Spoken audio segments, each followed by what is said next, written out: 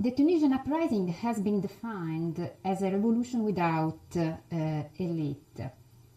Subsequently, the Tunisian progressive elite does not seem to deserve any praise and has been harshly criticized.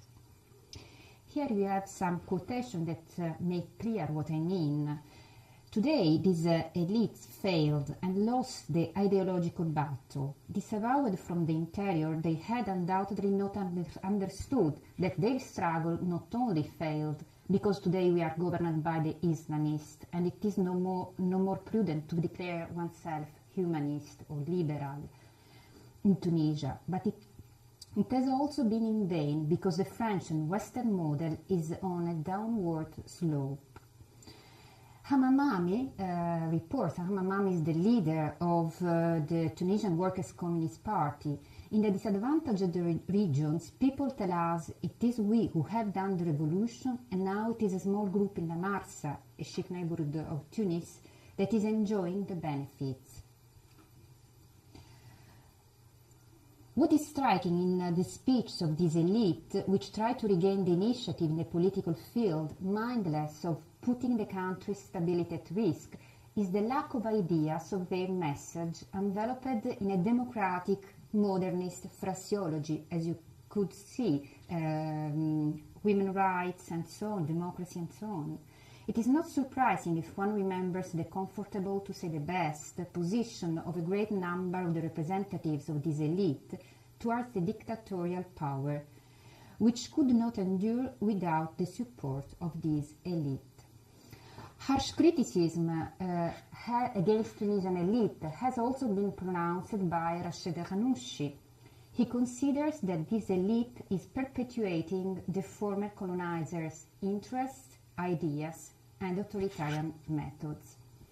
Besides, witticisms have abounded.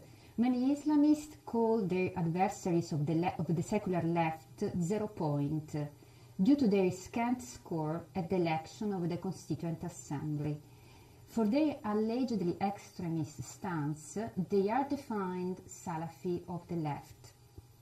Act of violence against the modernist elite, professors, journalists, artists, etc., has also taken place. To summarize, the modernist elite is criticized and denigrated for the following major reasons. Firstly, they are blamed for their acquiescence with the Ben Ali regime and presently for their support to Beji Caid Essebsi, a henchman of Bourguiba, and his party, the Call of Tunisia. Secondly, they are charged with incapacity to cooperate within a united front and to launch a viable political project. Even the European scholars Aukbol and Cavatorta dared to title their article, "Will the real Tunisian opposition please stand up?" Thirdly, they are judged a privileged and pretentious class. They were the advantaged elite during the colonial period and have continued to benefit from contacts with the Western world. Finally, they are considered as living in another planet. It's interesting that Planète Mutuelleville is the name given as a joke to one of the wealthy neighborhood residential area in Tunis. So they are considered as living in another planet for their detachment from the feeling and culture of the people. To give an example, the Zitouna Sheikh Hossein Labidi asserted that French-educated doctors are not even able to communicate in Arabic, and so their prescriptions are incomprehensible. An eminent political figure of the 1970s-80s, Ahmed Mestiri, defined once the Communist Party as a foreign party, Parti de l'étranger.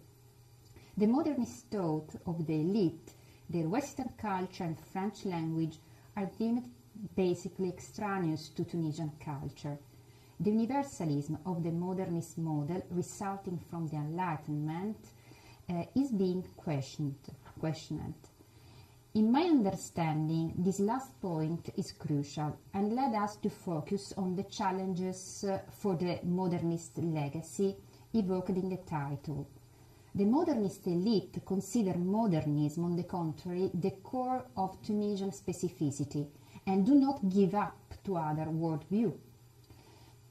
They felt that the modernist legacy is threatened and their reaction is quite visceral, primordial. It evokes, according to Aziz Christian, the ancestral aristocratic contempt of the wealthy, the inhabitants of the capital, towards the Bedouins.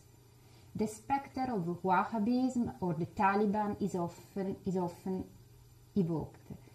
We are going to form Taliban, one can read on capitalist.com with regard to the reopening of religious courses at the Zaytuna.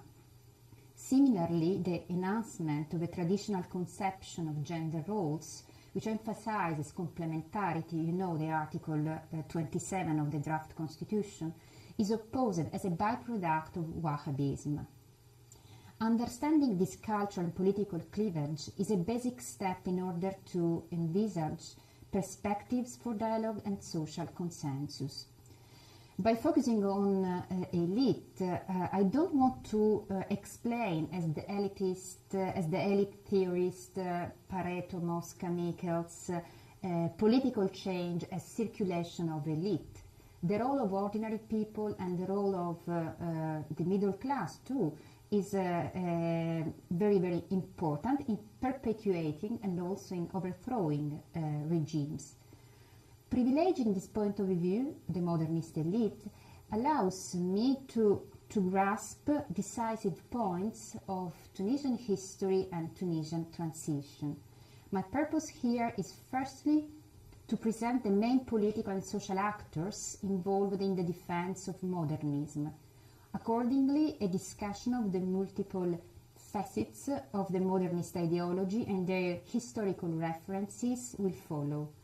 Then I shall focus on the new posture of several intellectuals who have taken the floor after the uprising and the strategies adopted by the modernist elite to face the Islamist Salafi threat. When the topic of modernism in Tunisia is raised, Habib Bourguiba and his progressive politics come immediately to mind. Bourguiba committed himself to the economic development of the country and subordinated religion and culture to his objectives. A secular state was indeed established. Islam was recognized as the religion of the state, but innovative laws were issued. By interpreting the religious law himself, Bourguiba was supreme fighter, so mujahid, but also mujtahid, interpreter. Bourguiba fostered a process of modernization from above that affected also the mindset. He aimed at the creation of a new man, a modern man. Several actors of the Tunisian scene refer currently to Bourguiba. They feel as his heirs and, leaving aside the dictatorial violence, identify themselves with his legacy. Noureddin Ben Khader used the expression legitimate sons, enfants légitimes.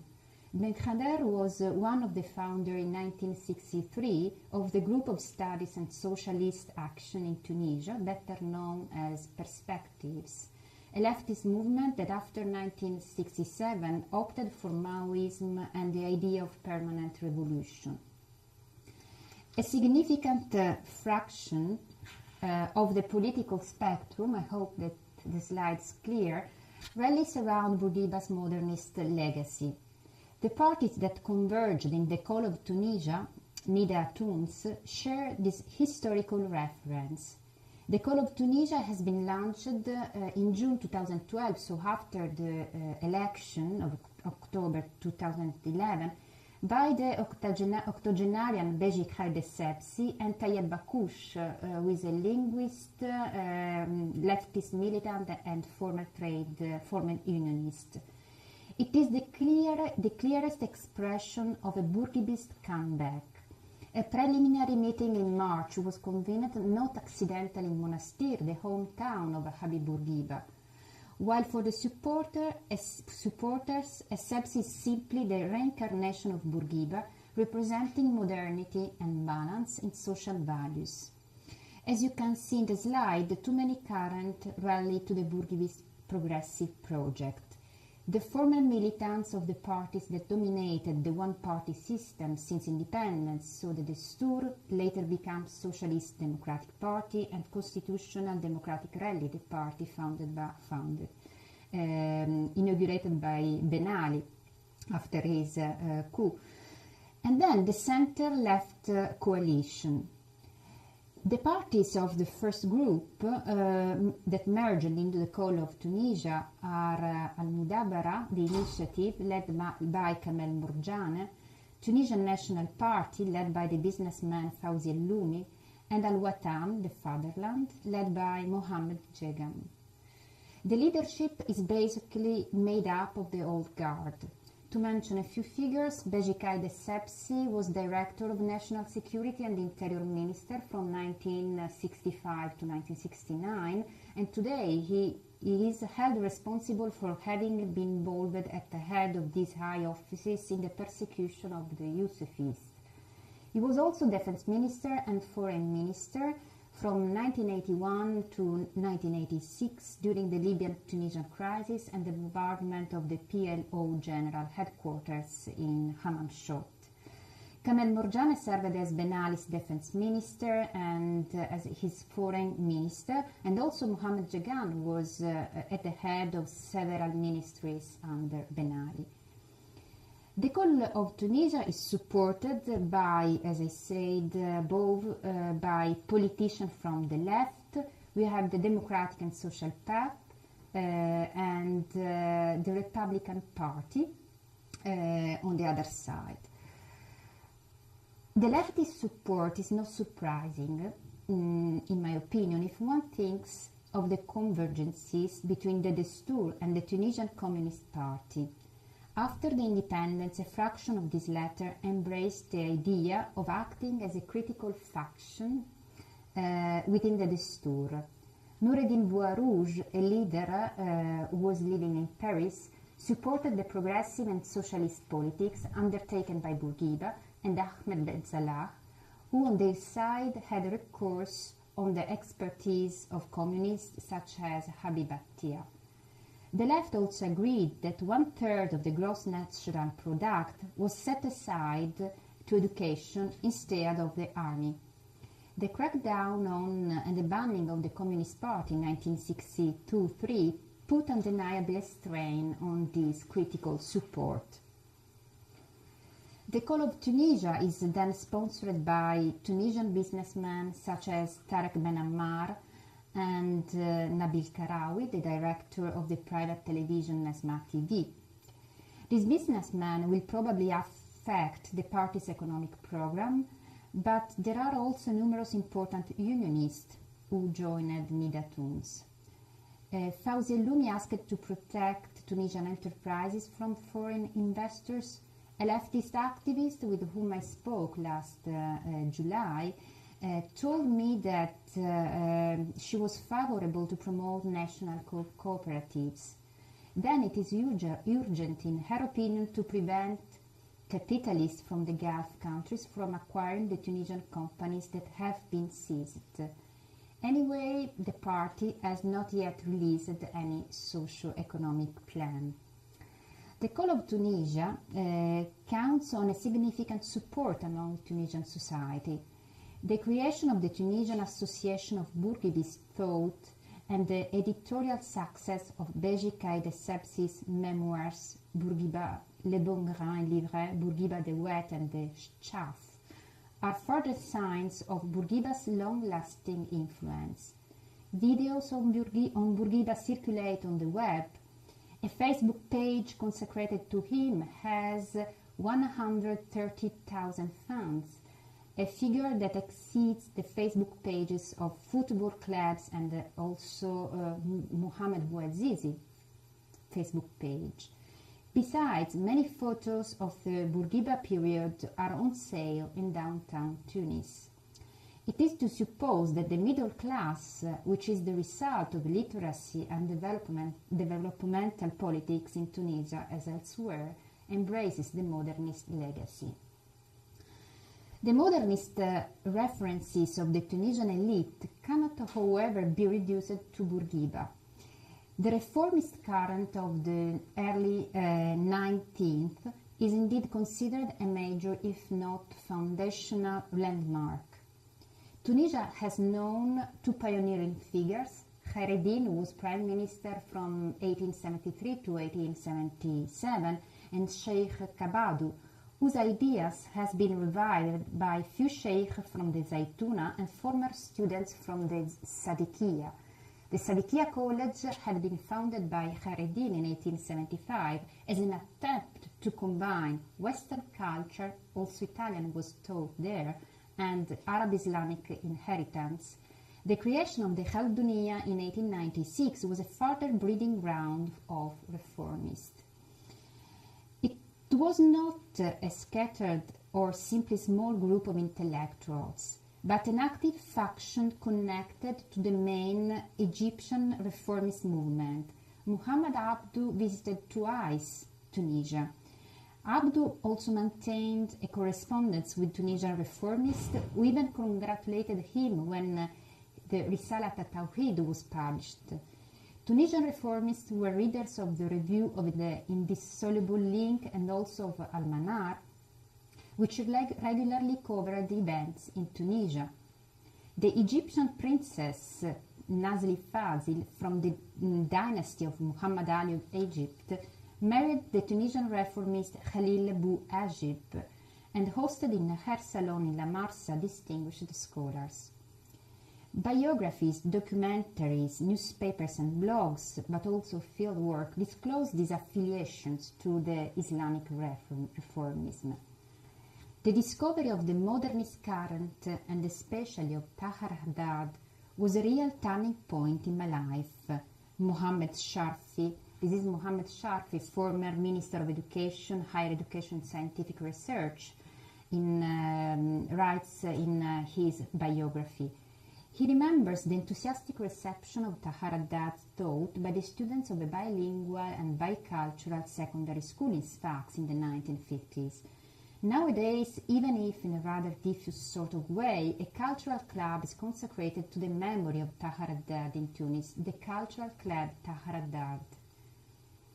In May 2006, Monsef Ben Salem, who is the current Minister of Higher Education and Scientific Research, so of the Islamist party Nahda, contested the inclusion in textbooks of Ali Douaji and Jamaat Tahat As-Sur, a liberal literacy circle of the interwar period. Also, Tahar Haddad and Qasim Shabbi Qasim Shabbi, whose poems were rallying calls during the uprising, were associated with the Tahat As-Sur Café. And so, Monsef Ben Salem blamed this group as a band of drunkards that hunted cats and picked up cigarette ends. A Tunisian professor replied him firmly with a hint of irony. Here you have the quotation. "You have to know, dear professor, that Tahat As-Sur as an original phenomenon is an expression of the great political, intellectual and cultural renaissance of our country during the interwar period. Their legacy to Tunisian intellectual and artistic patrimony will be eternal." It is worth noticing that even the Egyptian secular thinker Ali Abdelrazik is evoked by few Tunisian intellectuals. Mohammed Sherif Ferjani, author of Islamism, Laicity and Human Rights, defines the book Islam and the Foundation of Power, book published in 1925, as a luminous, brilliant study. Ferjani encourages separating politics from religion, being ready, in inverted comma, to shock people by upsetting their ancient certitudes in order to rescue them from the enterprise of traditionalist ideology. In truth, these illustrious characters were appropriated also by Bourguiba and by Ben Ali. Bourguiba's personal status code was inspired by Tahar Haddad, while the Messadi reform issued in 1958 promoted an education system based on the Sadiqiya model. The National Pact, signed in 1988, so after the arrival of Ben Ali, invoked reformism and notably the contribution of Khaireddin as a distinctive feature of Tunisian national identity, the Tunisian specificity. Islam is recognized as our religion. It is not in any way a crystallized religion, rather a patrimony subject to a modern ijtihad interpretation, which makes Islam compatible with democracy, gender equality, and human rights. People were receptive to the reformist ideas for their capacity to provide a synthesis, to combine all the new tradition and innovation. Indeed, the bilingual and bicultural education received by the modernist elite was likely to produce disorientation and dissociation. The bilingualism and biculturalism that the Quranic school, primary school created in the interwar period by former students of the Sadiqiya, and then the Tunisian section of the high school provided, made us staunch patriotic Tunisians, imbued with the Arab and Islamic civilization, but at the same time young people who knew and admired the Western civilization with its economic and technological development, and especially its liberal and democratic system. Thus, at the beginning of our secondary studies, we are, despite everything, a little bit torn down, or at least disoriented for this double culture. It was certainly openness on wide horizon, appreciable enrichment, provided that a means to conciliate the two systems was found. It was our professor of Arab literature and civic education who led us to make the synthesis and to conciliate with ourselves. They were at the same time honest patriots and staunch modernists. They have awakened us to the movement of the Arab Islamic Renaissance. The syllabuses were not too detailed, and they took advantage for inclining us towards critical spirit and rationalism through the contemporary Arab literature committed to liberalism and reform. All this allowed us to conciliate our belief in Islam with the modernity which we longed for. Maybe you are wondering why I've chosen the second picture. It has not been an easy task to find a picture for modernity, representing, symbolizing modernity. I have chosen this one because I think that the girl with the book is a sign of the emergence of the individual, that is a feature of modernity, and then thinking to Benedict Anderson's contribution to the nation, books, novels in particular, and the newspapers contributed to imagine the nation. So this is the association that I've done. Mosques that don't require any explanation. This synthesis provided by the reformists enabled people to integrate universal values into the Islamic tradition. Also, the communist ideology matched the universal aspiration of educated people. The communist Bashir El-Fani, former director of the National Library, declares in the documentary Led Lenin, filmed by his daughter, I felt that I could not only be nationalist, that nationalism was not enough, because there was not an international dimension. It does not look for a connection to the universal, to other struggles all over the world. Universal values are meant as the French principles of the Enlightenment. It is not by chance that Mohammed Sharfi entitled his book Mon combat pour les Lumières, My struggle for the Enlightenment, a title which echoes Bourguiba's biography, My life, my thought, my struggle. A survey, interesting figure, a survey made in Tunis in 1967 reveals that students of secondary schools felt more affinity to France than to general Western culture. Among the female students, among the girls, 16% against 13% declared to prefer French culture, while as for the boys, an astonishing 31% against 3% felt more attraction for French culture rather than to the Western one. And this percentage exceeded all other affiliations, included Tunisia and the Arab Islamic world. The Republican ideal is clearly subscribed by Monsef Marzouki, the incumbent president of the Constituent Assembly, who founded in 2001 the Congress for the Republic. It was intended to promote the establishment of a real republic in Tunisia, while the regime in place was nothing else but a jumlukia. What is a jumlukia? Jumlukia is a neologism made up of republic, jumhuriya, and monarchy, mulukia. A neologism invented to unmask the authoritarianism of Arab republics beyond their democratic phase. Nevertheless, the French Diet, republic laicity, is not considered by Marzouki as the only valuable option, so Arab countries can experience their own version of republic. Young Tunisians generally pursued their university study in Paris. Perspectives that I mentioned before was founded in Paris. The attachment to France as the principal vehicle of modernity, which of course dates back to the Protectorate, has been strengthened by Bourguiba's choice in the field of education. The Messe di Reform decreed that Arabic language would have been predominant in the first years of primary school, while French language would have progressively replaced it at the secondary school to become the exclusive teaching language at the university.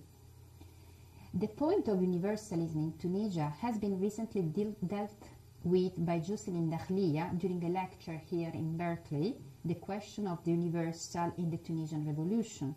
Jocelyne Dakhlia highlighted the universalism of the initial claims of the revolution, freedom, dignity, employment, etc., while afterward singularities emerged and identity issues prevailed, notably a conflict between secularists and Islamist Salafis is unfolding. As I mentioned above, the issue is a controversial one. Apart from the Islamic claims to be a universal religion, values supposedly universal and natural, such as the sovereignty of the individual, democracy, or women's emancipation, are increasingly questioned.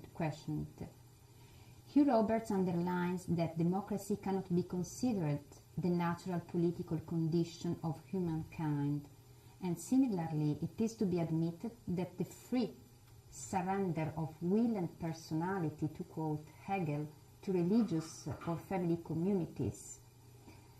The insightful research by Saba Mahmoud develops this approach.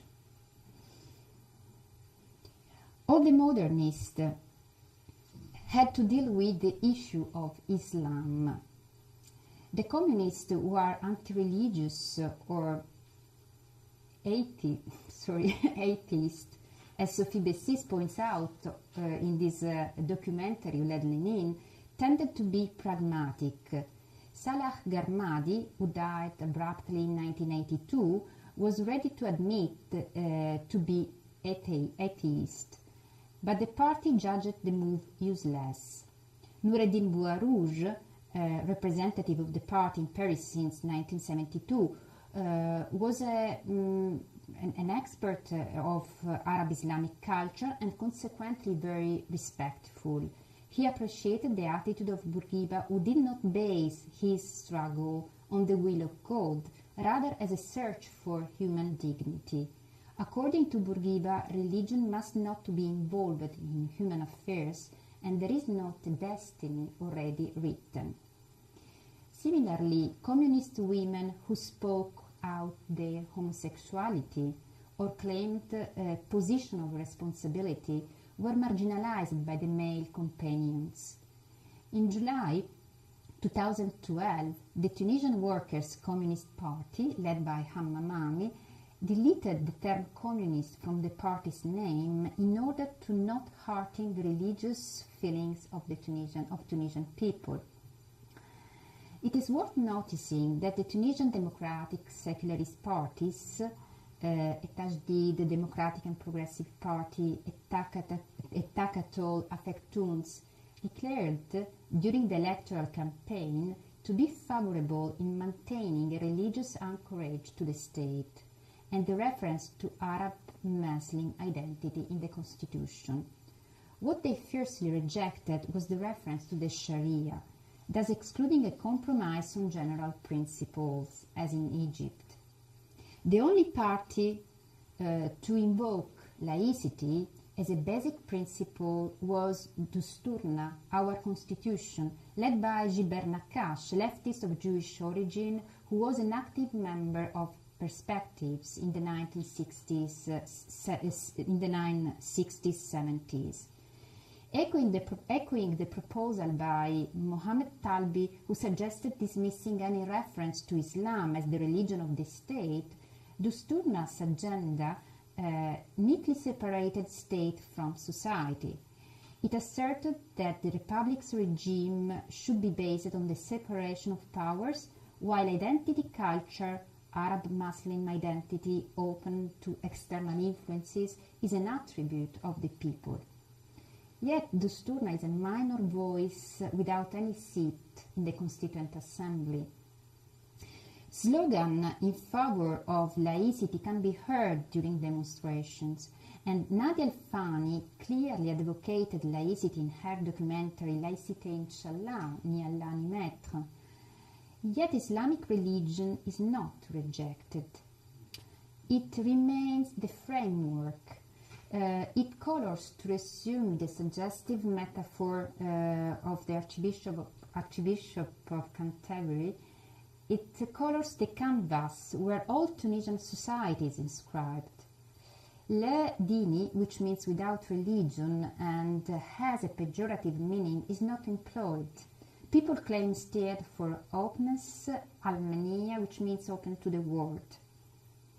Openness to the world means fostering the reinterpretation of the Sharia even beyond Bourguiba's work. The Tunisian Association of Democratic Women claims for the revision of the succession law in order to guarantee an equal partition of assets between women and men.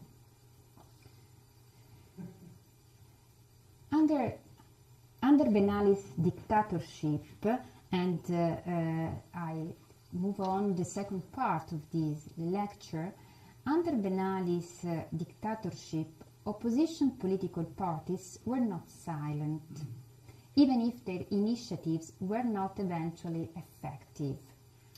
Judges, journalists, and especially lawyers mobilized repeatedly against the regime, and the 18 October Collective is one of the most significant initiatives. It was launched in 2005, had a relatively long existence until 2010, and gathered groups from the entire political spectrum, included Ennahda. As for the intellectual elite, and the historians in particular, a category that I observed closely, they used to keep a low profile. Kmar Bendana, a historian of the High Institute of History of the National Movement, speaks of professional habits permeated with lethargy. According to Mustafa Krayem, human and social sciences in Tunisia experienced a blockage due to authoritarian regimes, which did not tolerate critical research. He considers that Tunisian scholars have pursued inconsistent studies. Maybe the opinion of Mustafa Krayem is too harsh. Anyway, scholars were inclined to cultivate their own research interests and international network without phasing up to the stifling regime. Yet Tunisian universities benefited from a certain autonomy that professors have sometimes used to go against the tide.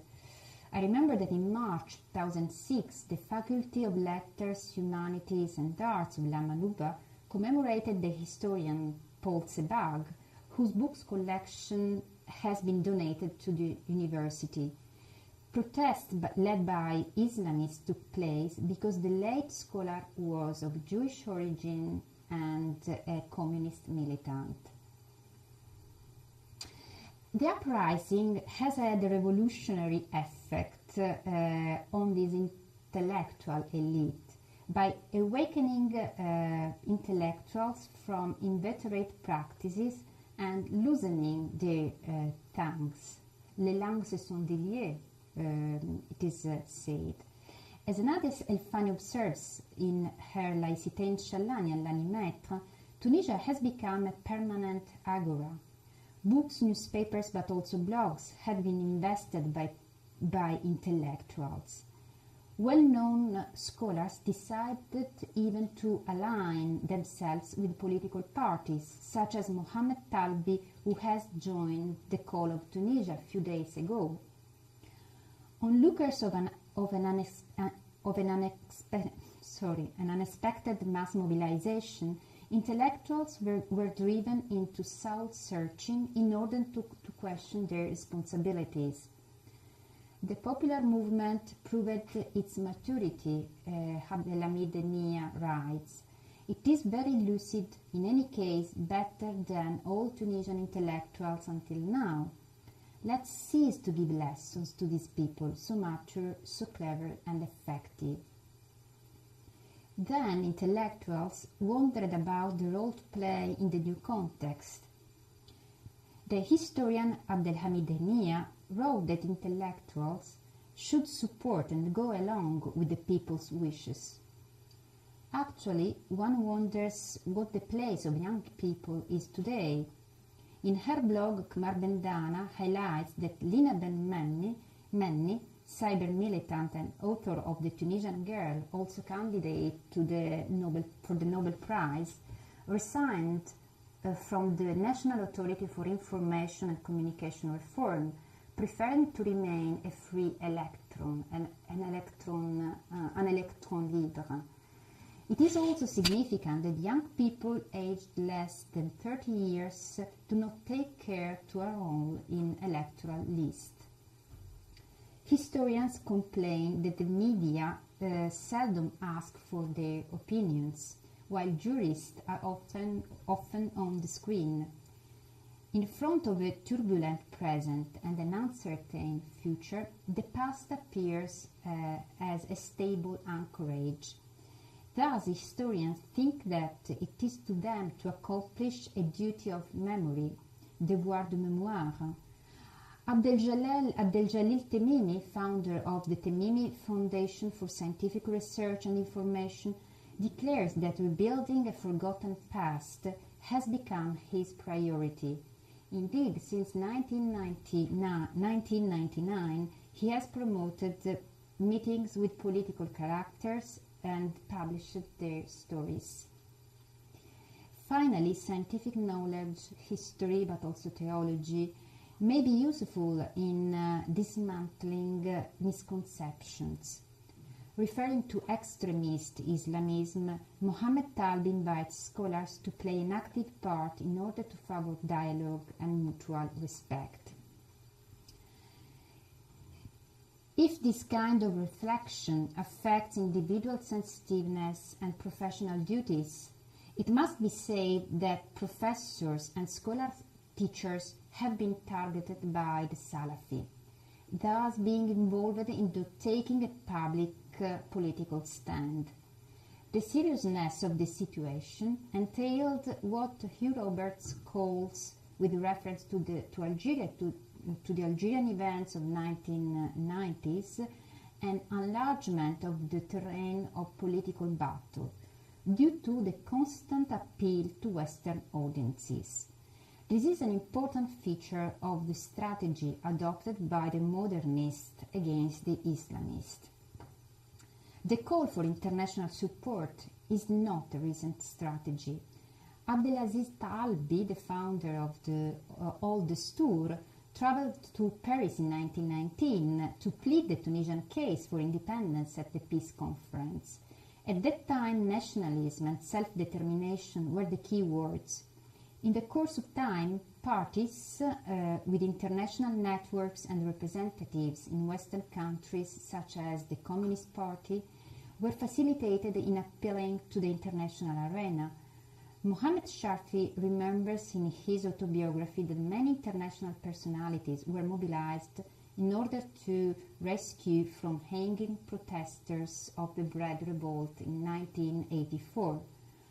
Analyzing the Algerian case, Hugh Roberts identifies a sea change in the nature of international involvement during the Chadli Benjedid's regime.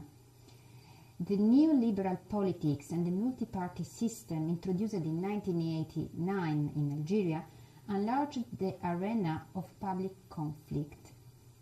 Pleas to the international gallery became the common strategy of diverse organizations. It is not evident to apply such a periodization to the Tunisian case, where after signs of liberalization at the beginning of Ben Ali's regime, spaces for maneuver were really limited. Laura Feliu, a political scientist, identified three major phases in the evolution of human rights associations in the Arab world. In the first phase, associations were dependent from political parties and focused on internal matters. In the 1980s, they tended to become more autonomous and to adopt a universalized human rights discourse. Finally, since the 1990s, structured and competent organizations that advocated the defense of human rights through, this is an important aspect, an active transnational network emerged. This international dimension led political scientists to speak of a global civil society. Coming back to the Tunisian context, two aspects have to be underlined. The first is that human rights associations were involved at the beginning in the internal political parties' competition. It was the case of the Tunisian League for the Defense of Human Rights, founded in 1982. It was indeed an arena for political opponents, notably the socialist democratic movement of Ahmed Mestiri, which controlled the two-thirds of all the local sections. In a blocked one-party system, the political dialectic unfolded within organizations such as trade unions, professional or student associations, human rights groups.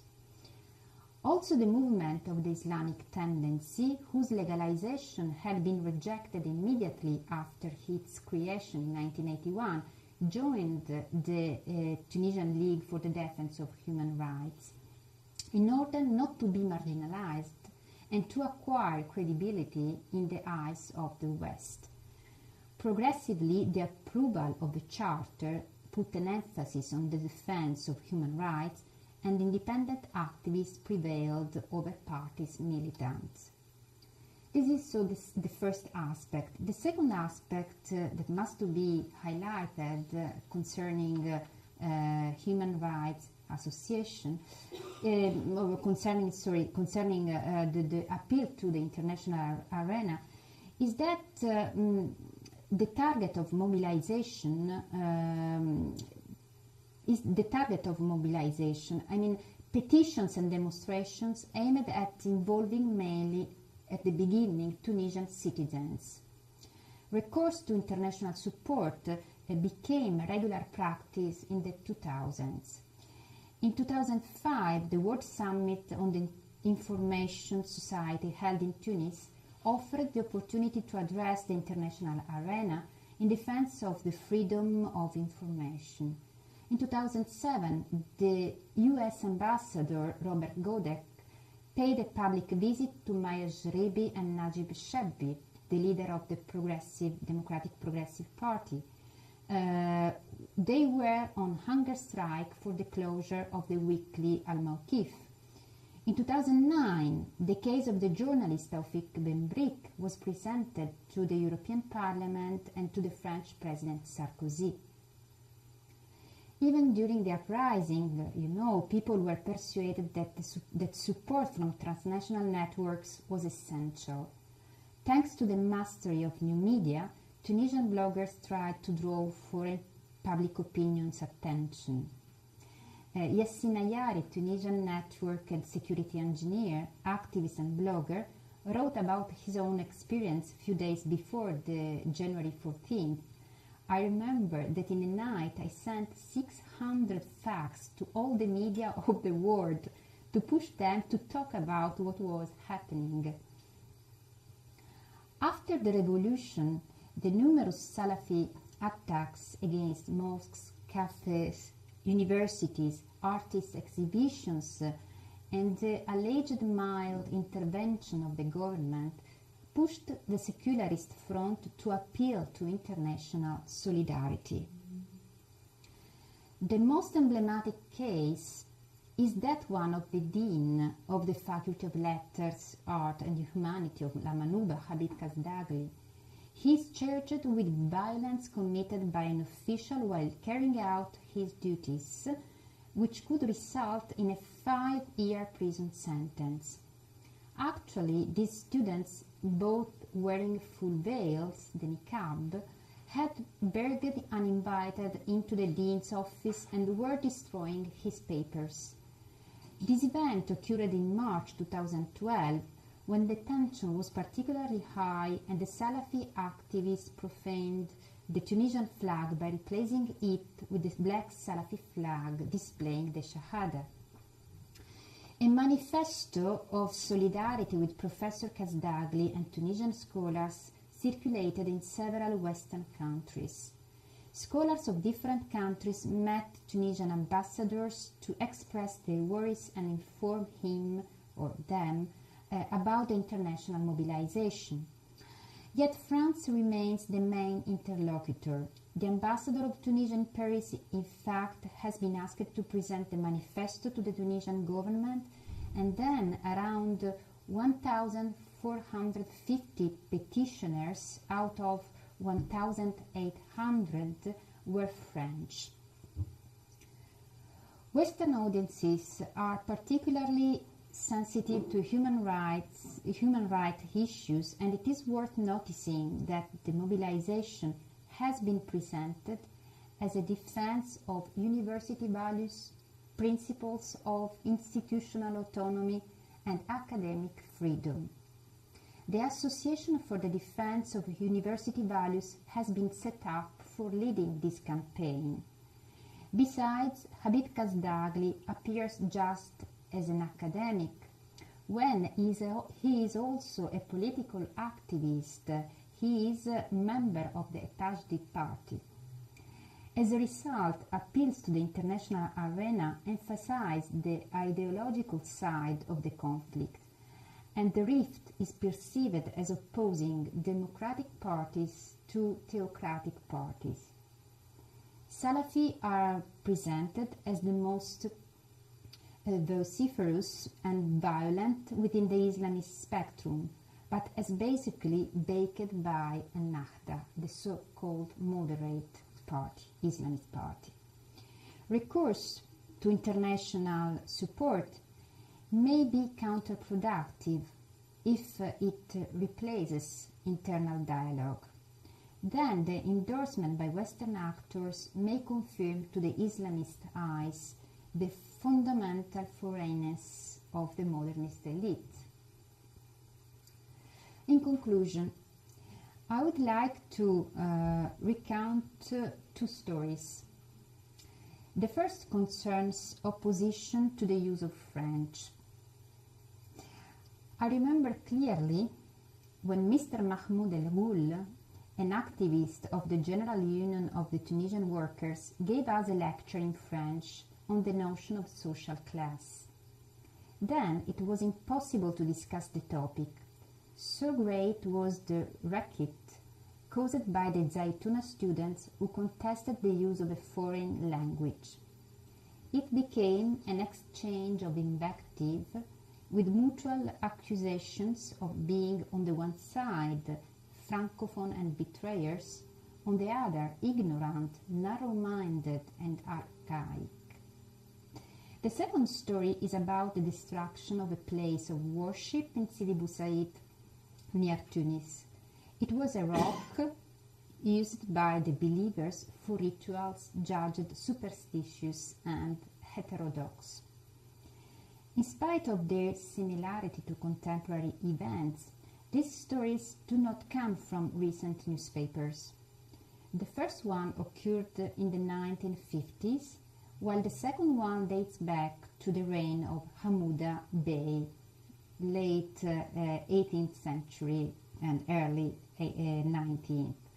What I want to say is that the current cultural conflict in Tunisia is actually a long-standing controversy. To use Partha Chatterjee theoretical framework, the modern disciplinary regime, but also allegedly religious orthodoxy, are persistently challenged by suppressed narratives of community. Abdelbaki Hermassi talks on his side about logic of adjustment and logic of resistance. Today, it is not possible, according to Chatterjee, to consider the modern state the unwelcome intrusion of the West. One does not, unfortunately, have the option of sending this state back to its origins. On the other side, Islamist groups must not be considered, we could say, manipulated and obscurantist currents which have to be suppressed. To break the stalemate, it would be useful to shift the focus from cultural issues to economic problems. Voices from the interior are asking for employment, social services, security and fair justice. While on August 13th, the Women's Day in Tunisia, people in the capital were demonstrating for women's rights, as you can see in the slides, elsewhere protesters had other priorities. Putting on the agenda socio-economic problems will probably counter the cultural polarization and favor dialogue. There is no alternative to peaceful cohabitation, and as it is said in this slogan, secularists and Islamists together, we are all Tunisians. I thank you. Thank you.